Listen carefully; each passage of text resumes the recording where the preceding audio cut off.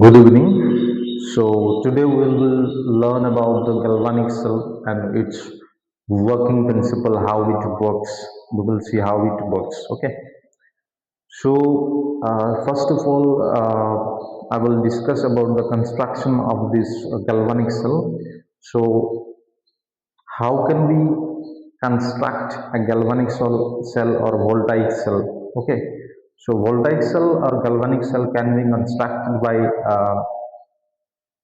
these arrangements. You see that we have taken a zinc rod which is submerged in the zinc sulfate solution, uh, which will be submerged in the zinc sulfate solution, and the zinc electrode is connected to a conducting wire, in between which we have taken a bulb so that we can watch whether the current is flowing or not, or current is generating or not. Okay. Here we can also connect uh, voltmeter or multimeter to watch whether the electrical energy is generating or not instead of that bulb. Okay. So now the bulb is also connected through a conducting wire to the copper rod, copper electrode. Okay. And the zinc and copper electrode is dissolved in their respective salts, sulfate salts. Okay. Zinc is dissolved in zinc sulfate solution and copper is dissolved in copper sulfate solution. We have taken 0.1 molar solution of zinc sulfate and 0 0.1 molar uh, copper sulfate solution. These are the concentrations. Concentrations uh, should be taken as equal, so it will be good. Okay.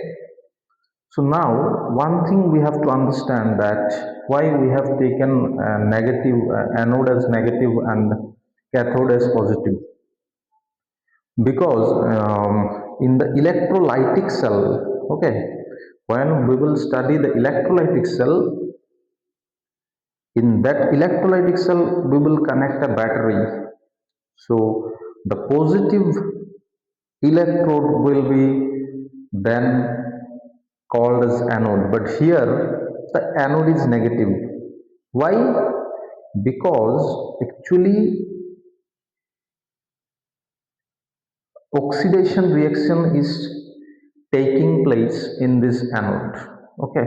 And why it is negative? Because it is generating electron, and electron have negative charge, so it is considered as negative. Anode is considered as negative in the galvanic cell.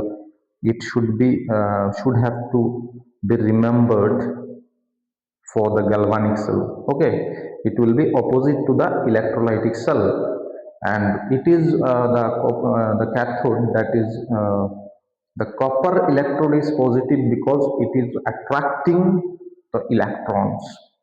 Now we have also connected the zinc sulfate solution, copper sulfate solution by this salt bridge.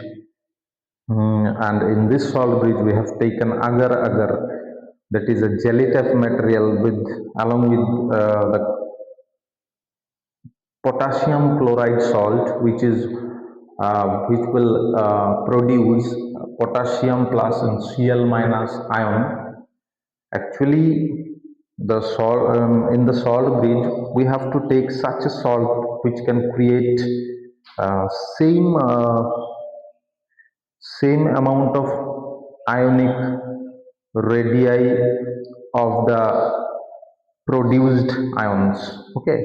So copper, potassium plus and Cl minus will have same size of the ionic radius.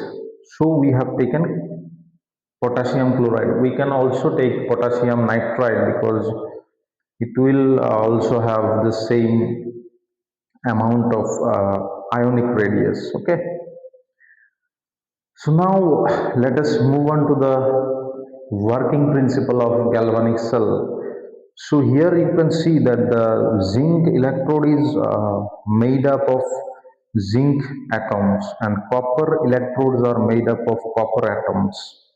So as we know that zinc has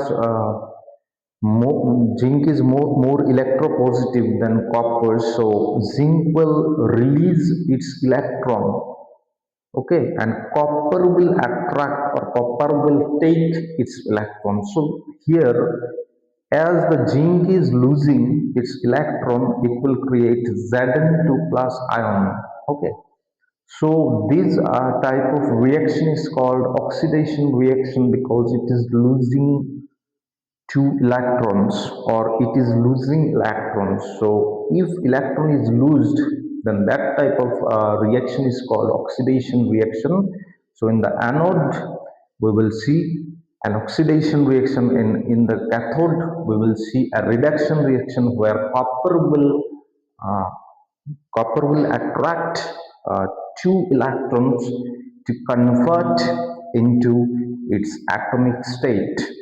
Now, one thing we have to remember that when zinc will release its electron, it cannot stay in its uh,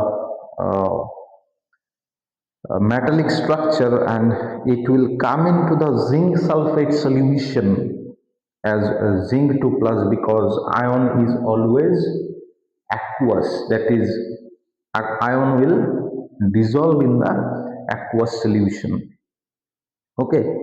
So the zinc 2 plus will come out from this zinc rod and fall into the zinc sulfate solution, and the electron which will electrons which will be released by this zinc electrode will go through this conducting wire, and then it will be attracted by the copper copper rod, and through the copper rod it will go to the copper sulfate solution where copper 2 plus ion is present. So in copper 2 plus ion will take these two electrons which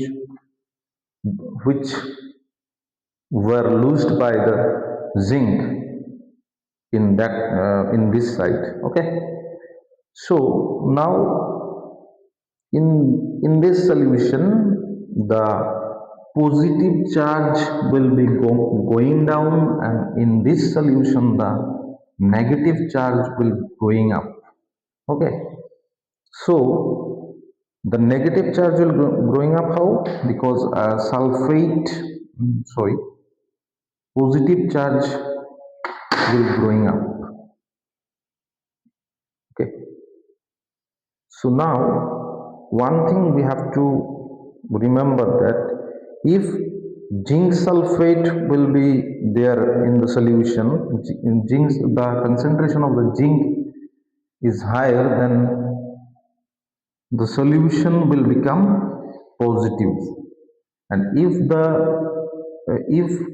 as the copper is accepting the electrons, so the negative charge will increase in this side, okay.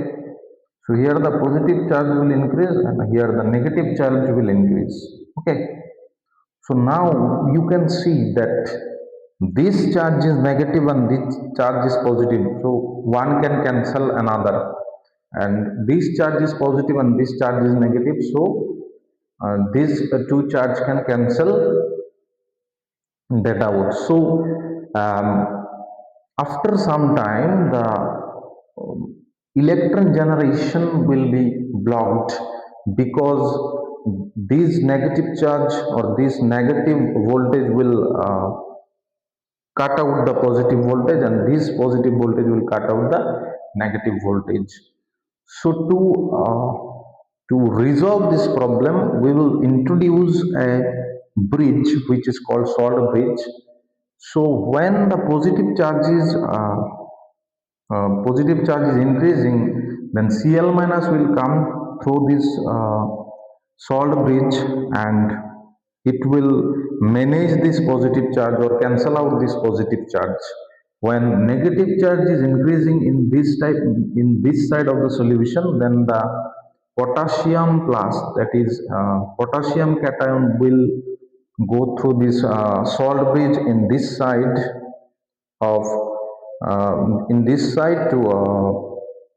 to manage or to cancel out the negative charge produced in this side. So by this introduction of the salt bridge, we can resolve out the problems which will generate in these two two solutions. Okay, because the two solution is also creating the opposite charges, so it will cancel one another, and the electricity generation will be stopped after some times. So we have introduced the salt bridge. So that is the working principle of this uh, galvanic cell. I hope you can understand. Thank you.